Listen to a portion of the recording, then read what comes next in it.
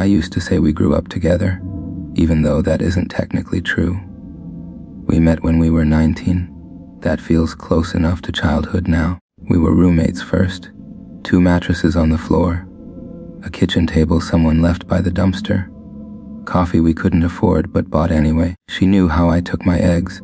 I knew which songs she skipped in the car. We learned each other by accident, by proximity, by sharing the same bad years. Back then everything felt survivable because she was there. We had routines, Tuesday grocery runs, Sunday night takeout eaten straight from the containers. We folded laundry together on the couch, even when it was just ours mixed together in one pile. When my dad died, she slept on my bedroom floor for a week. Didn't ask, just did it. I remember waking up at 3 a.m. and hearing her breathing. Slow, steady, like she was anchoring the room. Years later, when my life started to come apart again, she was still the first person I called. That was the hard time, the real one. The kind you don't see coming, because you think you already paid your dues. My marriage was failing in quiet ways, not explosive, just thinning, like fabric worn down at the elbows. And my mom was sick, really sick, the kind of sick where every phone call makes your stomach drop. I was tired all the time, the deep kind, bone tired. I cried in my car before work. I cried in grocery store aisles. I cried in the shower with the water as hot as it would go. She knew all of this. She knew when I stopped wearing my wedding ring because my fingers felt swollen from stress. She knew when I started leaving parties early because I couldn't fake it anymore.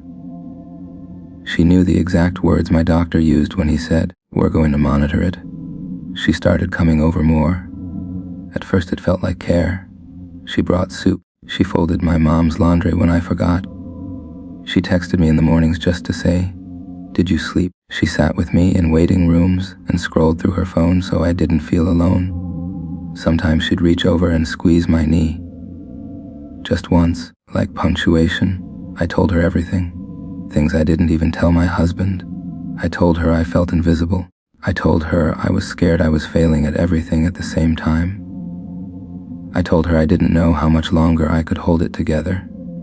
She listened, she nodded, she said the right things. She said, "I've got you." Looking back, that's when it changed. Not suddenly, not dramatically, just quietly. She started texting my husband more. Nothing obvious. Memes, inside jokes from group hangs. "Hey, can you send me that recipe?" Stuff. I noticed, but I told myself it was normal. They'd known each other for years. I didn't want to be that person.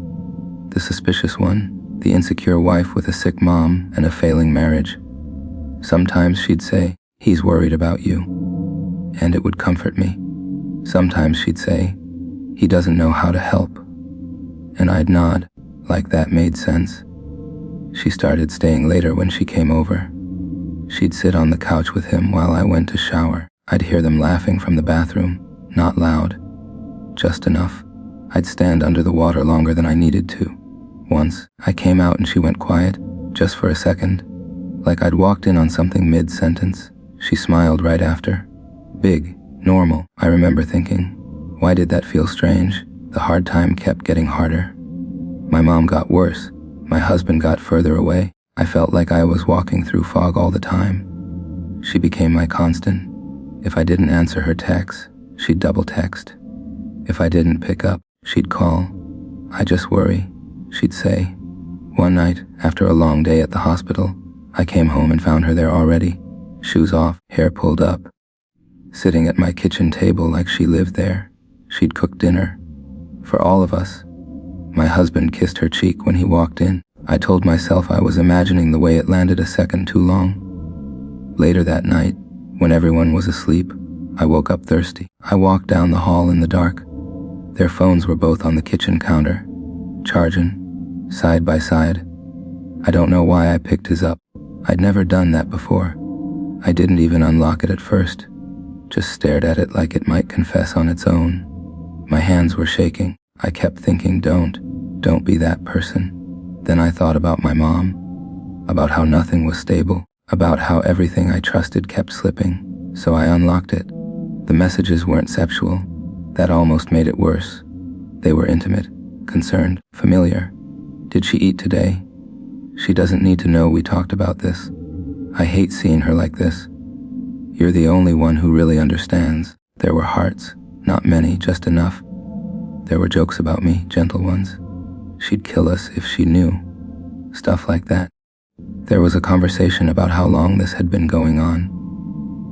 I don't know how to stop, he'd written. I don't either, she'd replied. I sat on the kitchen floor. I didn't cry at first. I felt hollow, like my organs had been scooped out and replaced with air. I didn't confront them that night. I went back to bed and stared at the ceiling until morning. She texted me when she got home. Love you. Get some rest.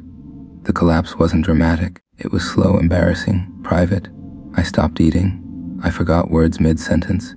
I kept replaying moments like evidence. Her hand on my knee. His distance. The way they looked at each other when they thought I wasn't watching.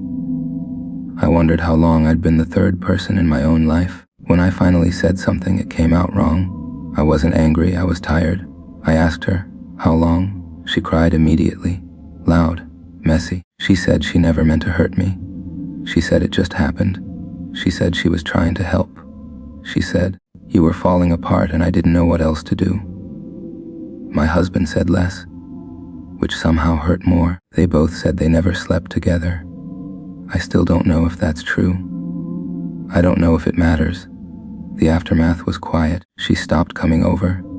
My husband moved into the guest room. My mom died 2 months later. She didn't come to the funeral. Sometimes I still reach for my phone to text her.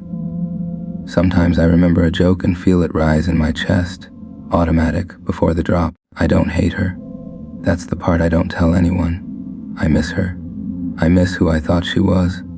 I miss who I was when I trusted her. Every once in a while, I wonder if she thinks about me.